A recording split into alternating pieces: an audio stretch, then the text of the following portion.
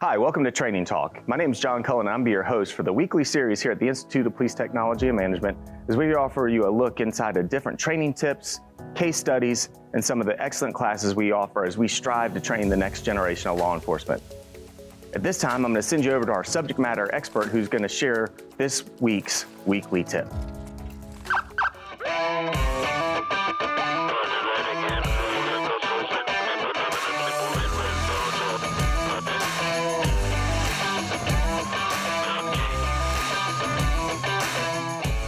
Hey everyone, welcome to Training Talk. My name is Rick Evans. I'm the media developer here at IPTM, and today we are going to be developing a flash distance card for our camera to use when we go out in the field at night and we're using our cameras and we're using flash. We need to know what distance the flash will reach based off the f-stop.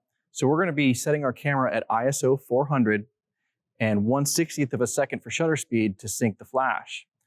And we're going to make sure that we use those settings every time we take these photos. And as we change our f-stop, it will allow more light into the camera, which will basically give you more illumination throughout the scene, and we're shooting for distance, okay?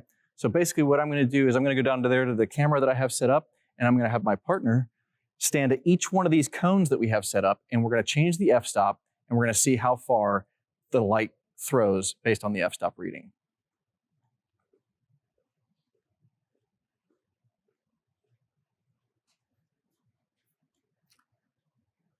All right, so again, I have my camera set at ISO 400, 1/60th of a second, and we are going to start at f22. All right, there's the first photo up on the screen there, and that one looks pretty good. It's illuminated really well. I can see my partner really well, and I can see that first cone. So I'll have him go to the second cone, and now we're going to open up the f-stop to about, let's try f16.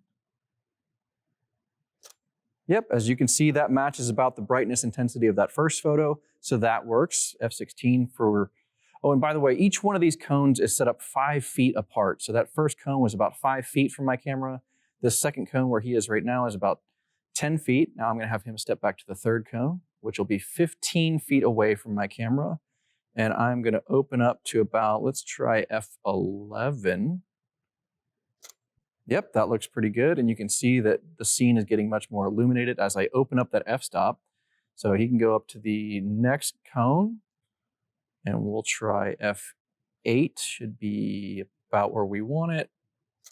Yep, there you go. You can see him illuminated really well on all the cones in front. So last cone back there. Let's go to 5.6, F5.6, and take our shot there. And there you go. You can see him all the way down there, and all I did was adjust my f-stop. So basically what you want to do is, as you go through these numbers, you want to write them down. You want to take these notes and put them onto a little card, maybe laminate it.